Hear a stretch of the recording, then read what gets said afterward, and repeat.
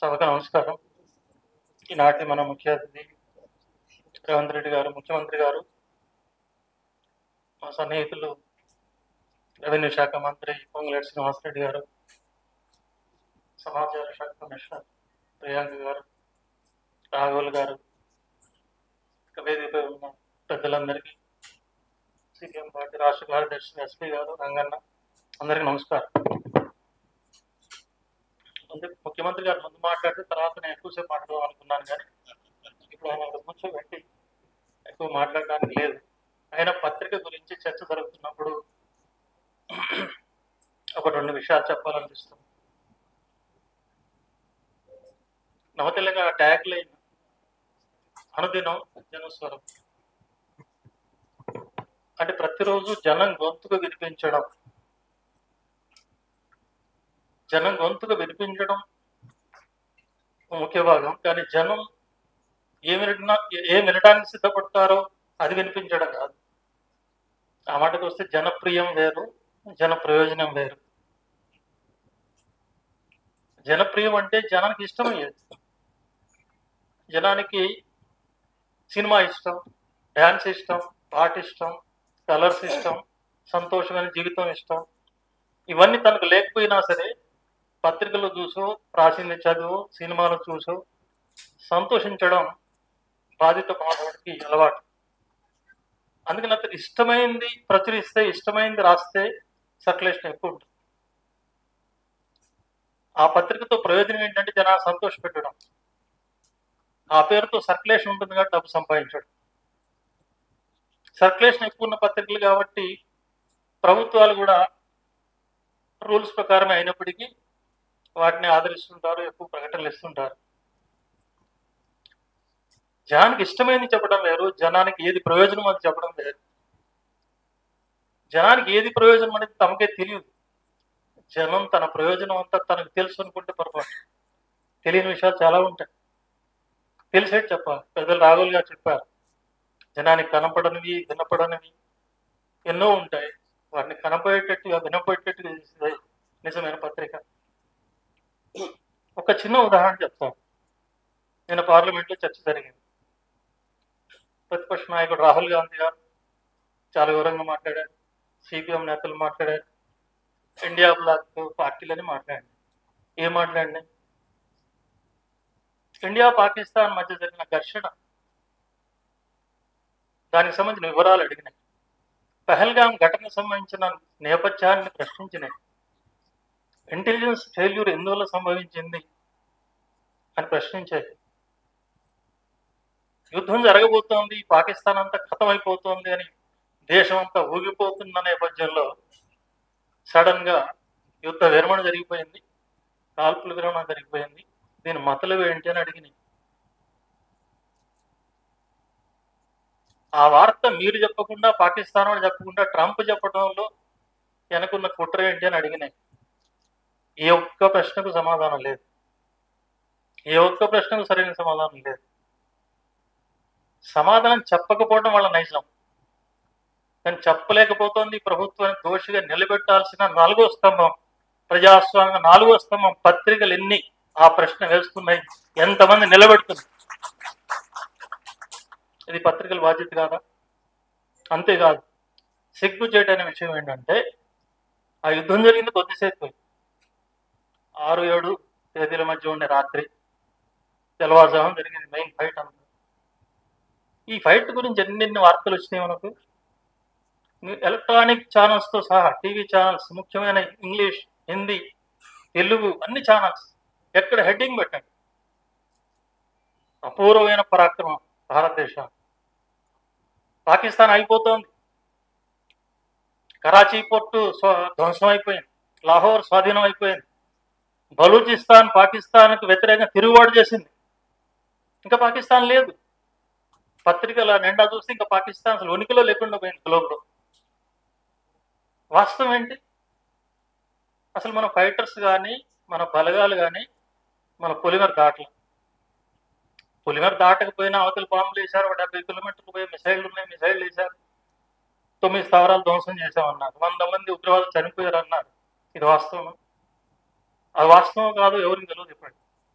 ఒక నానుడు ఉంది, యుద్ధంలో మొదట చచ్చిపోయేది నిజం. ఆ నిజం బయటకు తీయాలి. బయటకు తీసే బాధ్యత పత్రిక, బయటకు తీసే పాత్రికేయుడు. ఆ బాధ్యత మర్చిపోయారు. విమానాలు కూలిపోయినాయి అన్నారు. ఎన్ని కూలిపోయినాయి? ప్రత్యక్షంగా పాల్గొన్నటువంటి ఎయిర్ మార్షల్, ఆయన బ్రిగేడియర్, ఆయన ప్రశ్న అడిగితే భర్తీ, ఆయన అడిగి చెప్తాడు, యుద్ధం తర్వాత నష్టాలు ఉంటాయని.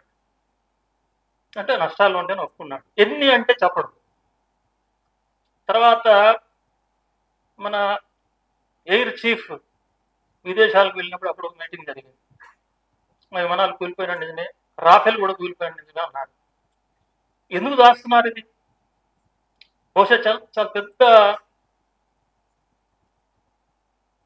ఒక ఉన్మాదం సృష్టించారు రాఫెల్ గురించి. మనందరూ తెలుసు. ప్రతిపక్షం, కాంగ్రెస్, సిపిఎం అనేక ప్రశ్నలు వేసినాయి. రాఫెల్ నుంచే, ఫ్రెంచ్ వాళ్ళ నుంచే విమానాలు ఎందుకు తీసుకొచ్చుకోవాలి, రష్యా వాళ్ళ సప్లై ఉంది కదా, అప్పుడు ఏదో బుకాయించారు, తీసుకొచ్చారు. రాఫెల్ వస్తుంటే కూడా టీవీలు పెద్ద పెద్ద బొమ్మలు వేసినాయి. అక్కడ నుంచి బయలుదేరినప్పుడు ఎయిర్ జర్నీని కూడా చాలాసేపు చూపించారు. అంత గొప్ప విమానం రాఫెల్ అని. రాఫెల్ కూలిపోవడం వీళ్ళకి ఇష్టం లేదు. ముందు కూలిపోయిందని ఒప్పుకోవట్లేదు. దాని తర్వాత ఇప్పుడు ఎవరు చెప్తున్నారు ఈ వాస్తవం? మళ్ళీ ట్రంపే ఇప్పుడు చెప్పాడు 5 విమానాలు కూలిపోయినాయి ఇండియా. మరి ఇప్పుడు ఎవరు మాట్లాడట్లేదు. నిన్న రాహుల్ గాంధీ గారు ఒక సూటి ప్రశ్న వేశాడు. శాంతి ఒప్పందం కుదిర్చింది నేనే అని చెప్పి 32 సార్లు ప్రకటించాడు ట్రంప్. అట్లా కాదు ఇట్లా కాదు నత్తిగా జయశంకర్ సమాధానం చెప్తున్నాడు తప్ప ట్రంప్, మోడీ మాట్లాడట్లేదు.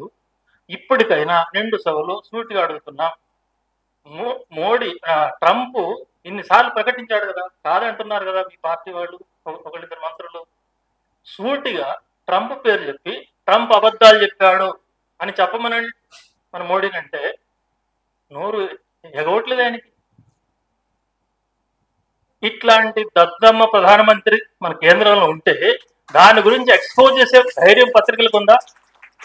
ఎక్స్పోజ్ చేసే ధైర్యమే లేదు పత్రికలకు, టీవీ ఛానళ్లకు. ఆయన బాకాలు ఊతున్నారు. ఆయన విశ్వగురు, ఛాతీ 56 అంగుళాలు ఉంటుంది. ఆయన చూస్తే అంతా గడలైపోతుంది. ఇన్ని వాస్తవాలు ఉంటే కూడా స్పష్టంగా ప్రజలు ముందు లేని పత్రిక కాదు అది, ప్రజాద్రోహం అది. అంతేకాదు చాలా విషయాల్లో ఇట్లాంటి తప్పుడు వార్తలను వస్తుంటాయి, కత్తిపుచ్చే వార్తలను వస్తుంటాయి. కాబట్టి దీన్ని వ్యతిరేకించి నిలబడుతున్నటువంటి, అట్లాంటి తప్పుడు వార్తలకు సింహస్వప్నంగా నిలబడుతున్నటువంటి చరిత్ర కమ్యూనిస్టుల పత్రికలు, వామపక్ష పత్రికలు, ప్రజాశక్తి, నవ తెలంగాణ ఆ పాత్ర నిర్వహిస్తున్నాయి. ఈ పాత్ర నిర్వహించినందుకు కొంతమంది ప్రశంసిస్తూనే నేను సహకరించడం మానేస్తున్నాను. నా బాగా గుర్తు, బీఆర్ఎస్ గవర్నమెంట్ ఉన్నప్పుడు ఆయన పోయి కలిసాం. ఉప ఎన్నికలు రాగానే మా చుట్టూ తిరిగాడే, పోయి కలిసాం. సరే, అప్పటికి పత్రిక కష్టాల్లో ఉంది, 5 కోట్ల నష్టాల్లో ఉంది. ఎందుకుంది నష్టాల్లో? న్యాయమైన వాటా మాది వస్తూ నష్టానికి వస్తే మేము భరిస్తాం, ప్రజలు భరిస్తారు. కానీ కావాలని కక్షతో తొక్కిపెట్టిన సందర్భం, ప్రభుత్వం నుంచి ఒక ప్రకటన రాకుండా చేసిన సందర్భం. పోయి కలిసి మాట్లాడితే నిష్కర్షగా చెప్పాడు. ఏమని? మాకు వ్యతిరేకంగా మీరు పత్రికల్లో వార్తలు రాస్తే మీకు ఒక్క ప్రకటన కూడా ఇవ్వం, ఎందుకు ఇవ్వాలి అని ఆగ్రహంగా ప్రశ్నించాడు. మీకు వ్యతిరేకమా మాకు వ్యతిరేకమా కాదు, మేము రాసిన దాంట్లో వాస్తవం లేదని మీరు నిరూపిస్తే ఒక్క పైసా మిమ్మల్ని అడుగు, మీ ప్రకటన కూడా అడుగు నేను చెప్పాను. ఇప్పటికీ సవాల్ చేస్తుంది మా పత్రిక. మేము రాసే పత్రికలో ఒక్క వాస్తవం కాదు అని చెప్పండి. వ్యక్తిగత ద్వేషంతో మాట్లాడే మాట ఒక్కటి చెప్పండి. వాళ్ళ రాజకీయాలు ఎట్లా నడుస్తున్నాయి? నువ్వు లంగా అంటే నువ్వు లఫంగి, నువ్వు బుద్ధి లేదంటే నువ్వు బుద్ధిహీనుడు, ఇంకోటి చాలా మాటలు. ఆ మాట చెప్పడానికి కూడా నాకు రావు. నవ తెలంగాణ ఎప్పుడైనా, ప్రజాశక్తి ఎప్పుడైనా ఒక వ్యక్తిగత విమర్శ చేసిందా?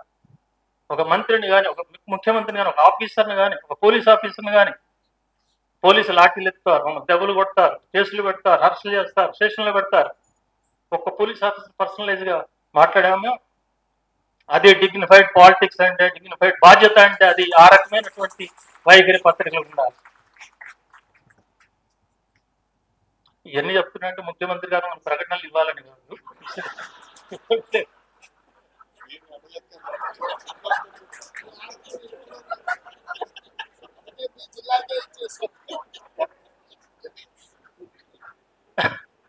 ప్రజాశక్తి నవ తెలంగాణ విడిపోయినప్పుడు మీరు పాల్గొన్నారు, ఎంతమంది పాల్గొన్నా తెలియదు. నేను పాల్గొన్న అప్పుడు కూడా వేదిక మీద ఉన్నా. ముఖ్యమంత్రి కేసీఆర్ గారు వచ్చాడు. ఇది లైవ్ వెళ్తుంది, ఆయన వినాలి అసలు ఎక్కడో లేదు. కేసీఆర్ వచ్చాడు. ఈ విషయాలను చెప్తున్నాం. ఇది కష్టజీవుల పత్రిక, దీనికి సహాయం అవసరం ఉంటుంది. సహాయం న్యాయంగానే చేయండి. అందరికి వచ్చిన వాటాలో మా వాటా మాకు రానియండి అంటే ఈ పత్రిక గురించి చాలా గొప్పగా మాట్లాడి, ఈ పత్రికను బతికించే బాధ్యత నాది, దాన్ని నిలబెట్టే బాధ్యత నాది అని మాట్లాడు. దాన్ని అడుగుదాకా దొక్కిందాగా వదిలిపెట్టచ్చు. అట్లా ఉంటాయి కొన్ని రాజకీయాల్లో అట్లాంటి కపటత్వం ఉండదు. రేవంత్ రెడ్డి మాటలు కొంత సంతోషం కలిగిస్తాయి, చేతలు కూడా కలిగిస్తున్నాయి. ఇప్పటి వరకు కొన్ని లోపాలు ఉంటాయి. ఈ లోపాలు ఎత్తి చూపుతాం. మీ పథకాలు ఇంకా సక్రమంగా అమలు జరగట్లేదు. రైతు బంధు ఒకసారి ఇస్తున్నారు, పంచాయతీ ఎన్నికల తర్వాత ఇస్తారా ఇవ్వరా, ఇట్లాంటి డౌట్లు మాకు ఉంటే మేము పత్రికలు రాస్తాం అనుకోండి. మీకు కోపం రావాలా? ఎందుకు రావాలి కోపం? అంటే ప్రజల నాడి కనిపెట్టి దయానంద గారు చక్కగా చెప్పారు. ప్రజల నాడి గమనించి ప్రభుత్వం చేసే పథకాలు చెప్పే బాధ్యత ఉంది. అది సక్రమంగా అమలు జరిపేట్టు వాళ్ళకి చైతన్యం ఇవ్వాలి. అమలు జరగని చోట, లోపం జరిగే చోట లోపం చెప్తే నీకు ఫీడ్బ్యాక్ వెళ్ళి ఫీడ్బ్యాక్ ఇచ్చేది ఎవరు? ఈ పత్రికే, ఈ ప్రజలే, నీకు వచ్చి కలిసే మనుషులే. నేను ఎవరిని కలవను, నాకు ఇంటర్వ్యూలు ఉండవు, పత్రికలో ఏం రాసినా ఒప్పుకోను అంటే ఇంకా నీకు తెలిసేది ఎట్లా? రాజుగారు బ్రహ్మాండంగా బట్టలు వేసుకుని తిరుగుతున్నాడు అందరూ అన్నట్టే నేను ఎట్లంటా, నువ్వు నిజంగా బట్టలు లేకుండా తిరిగితే బట్టలు లేవురా బాబు, కట్టుకోలేదు, సిగ్గుపోద్దని చెప్తా. ఆ రకమైన నిజాయితీ ఉన్నప్పుడు గౌరవించాలి. ఈ వైఖరితో ప్రభుత్వాలు ఉన్నప్పుడు తప్పనిసరిగా అది బ్యాలెన్స్ అవుతుంది, ముందుకు సాగుతుంది. రాబోయే కాలం గురించి చాలా స్పష్టమైన వైఖరితో ఉన్నాం. వెంటనే సుఖాల కాలం వస్తుంది కాదు, ఆర్థిక సంక్షోభాలు ముందుకు వస్తున్నాయి, అనేక పోరాటాలు జరిగే కాలం ముందుకు వస్తుంది, సంక్షోభాలు వచ్చే కాలం వస్తుంది. అయినా సరే ఎన్ని ఇబ్బందులు వచ్చినా, ఎన్ని ఆటంకాలు వచ్చినా ఇప్పటి వరకు గత 80 ఏళ్ల చరిత్రలో ప్రజాశక్తి నవ తెలంగాణ ఏ గొప్ప విప్లవ వారసత్వాన్ని, ప్రజల పక్షపాతాన్ని ప్రదర్శిస్తూ ముందుకు సాగిందో అదే విశ్వాసంతో ముందుకు సాగుతాం. ఆదరించాలని అందరికీ విజ్ఞప్తి చేస్తున్నాం. అదే రకంగా ప్రభుత్వం నుంచి కూడా సరైన న్యాయమైన సహకారాన్ని మాకు ఇవ్వాలని చెప్పి మనస్ఫూర్తిగా కోరుకుంటూ సెలవు. Thank you.